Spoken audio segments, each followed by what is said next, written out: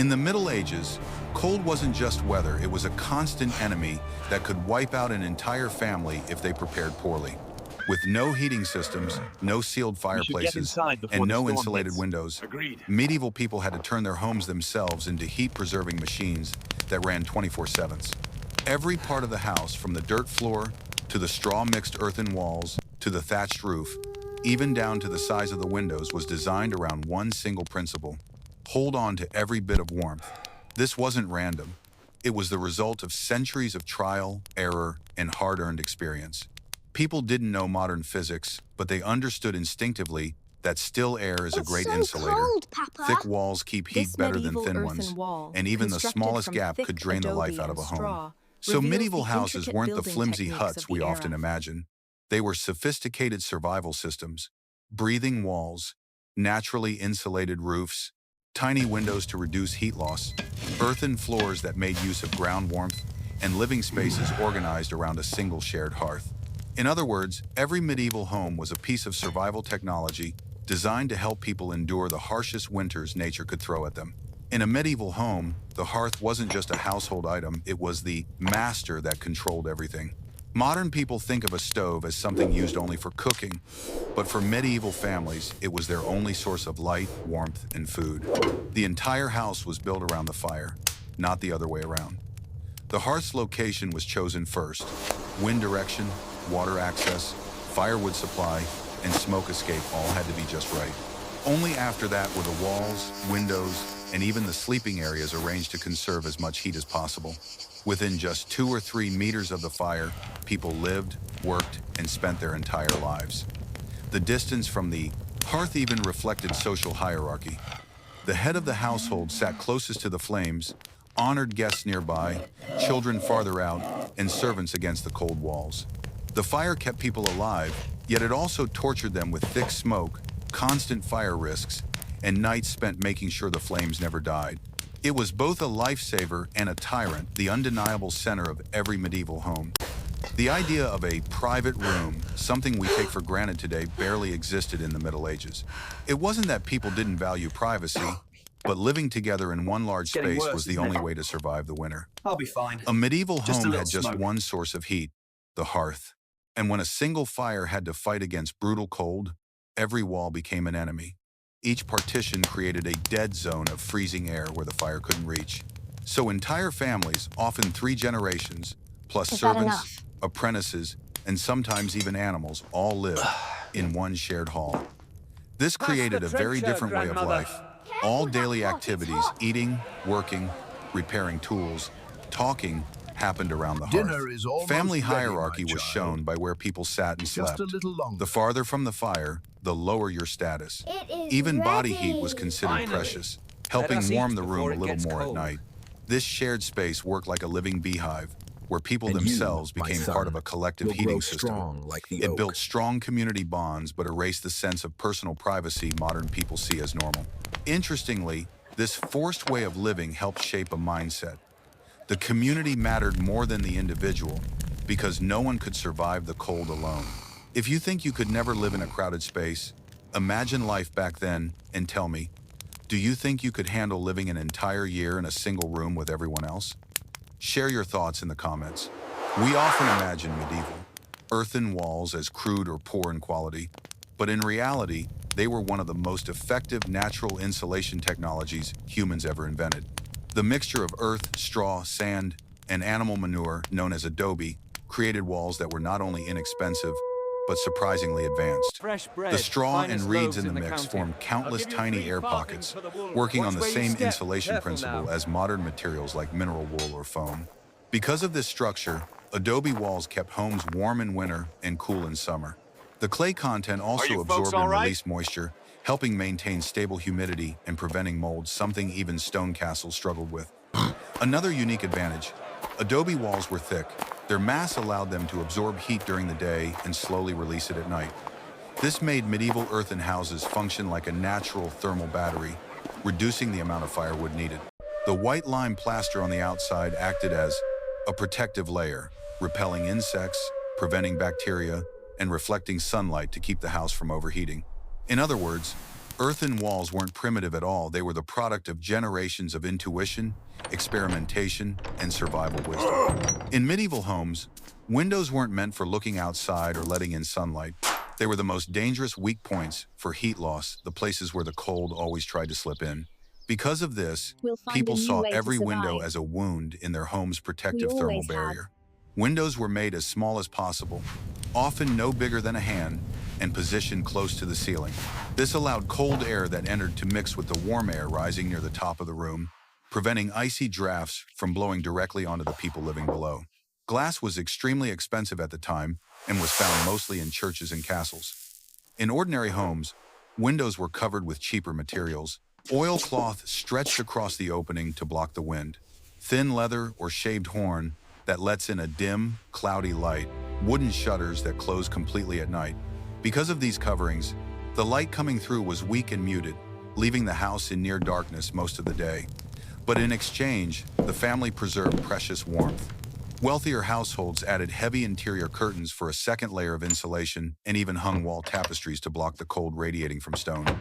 In short, in the Middle Ages, sacrificing daylight was a necessary choice if you wanted to survive the long, brutal winters. For medieval people, cold didn't come only from the wind entering the house. It also rose from the ground and fell from the sky. That's why the floor and the roof were the two front lines in the battle to keep warm. The packed earth floor, which we often think of as primitive, was actually a carefully considered solution. The ground has a more stable temperature than winter air, so a firm layer of earth helped retain the earth's natural warmth. On top of it, people added straw, dry leaves, or reeds materials that insulated, absorbed moisture, and could be refreshed easily. As the layers underneath decomposed, they even generated a bit of heat, improving the floor's insulation. Meanwhile, the thick thatched roof acted like a super insulating coat. Each bundle of straw contained countless tiny air pockets, working just like modern insulation materials. Because of this, a thatched roof kept heat better than stone or tile. The slope of the roof was also carefully calculated. The steeper it was, the harder it was for rain or snow to soak into the thatch, because wet straw loses almost all its insulating power. The one major drawback was fire. A single spark from the hearth could burn down the entire house. But medieval people accepted that risk because, in return, they gained one of the most effective natural insulation systems of their time. Looking back, it's clear that simple materials, earth, straw, dry leaves were the very things that helped them survive the brutal winters. What about you? If you lived back then, would you choose a warm but flammable thatched roof or a cooler but safer tiled one? Share your thoughts below. When indoor temperatures could drop close to 0 degrees Celsius, 32 degrees Fahrenheit, sleeping in a large open room was impossible. So medieval people came up with a smart solution. Shrink the sleeping space as much as possible to trap body heat. One of their most iconic inventions was the box bed, a wooden bed completely enclosed on the sides, with sliding doors or heavy curtains. Crawling inside felt like stepping into a tiny room, just a few cubic meters in size. Because the space was so small, body heat quickly warmed the air, creating a mini microclimate far warmer than the rest of the house. Wealthier families used 4-poster beds instead. Their thick curtains didn't just block drafts, they trapped heat, turning the bed into a warm tent in the middle of the room. Some large homes even built sleeping alcoves into the walls, with 3 sides enclosed to minimize heat loss. Even more interesting, medieval people rarely slept alone. Children shared beds to stay warm. In some regions, entire families slept together in one large bed, sharing their body heat, a simple but highly effective survival strategy. Thanks to these compact sleeping spaces, they were able to endure long, freezing winter nights with almost no heating system at all. In the Middle Ages, houses were far too cold to rely on architecture alone. Clothing became the final line of defense, a kind of portable home people carried with them everywhere. The most important material was wool. Wool fibers are hollow, trapping countless tiny air pockets that work as natural insulation. Even better, wool stays warm even when damp, a crucial advantage in Europe's cold, wet climate. Medieval people dressed in layers. Inner layer, a linen shirt to absorb moisture. Middle layer, 1 or 2 wool tunics to create an insulating airspace. Outer layer, a thick cloak with a hood covering the head and neck. People almost never took off their layers indoors, because the temperature inside the house was only slightly warmer than outdoors. Even at night, they slept Have in you most of finished their your clothing, chores for the day? often wearing a Not yet, nightcap but to I'll get prevent to heat 'em loss after through we the head. eat. For medieval people, clothing wasn't about fashion. It was a personal heating system, the thin line between life and death during brutal winters. Winter in the Middle Ages wasn't just cold, it slowed down life itself. With the sun setting early, daylight scarce, and cold seeping into every corner of the home, people were forced to gather tightly around the hearth, the only reliable source of light and warmth. During the day, every task had to be done quickly before darkness returned. Repairing tools, preparing food, tending to livestock.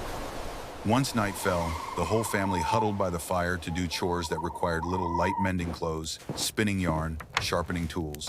This was also the time for storytelling, legends, and folk songs, simple forms of entertainment that kept spirits alive. Winter food was completely different too. No fresh vegetables or fruit, mostly smoked meat, pickled foods, grains, and hot porridge to warm the body from the inside. Going outdoors was dangerous and only done when absolutely necessary. That's why any job that could be done indoors became incredibly valuable. Every rhythm of life followed nature's rules. Winter was a season of hibernation, conserving energy while waiting for spring.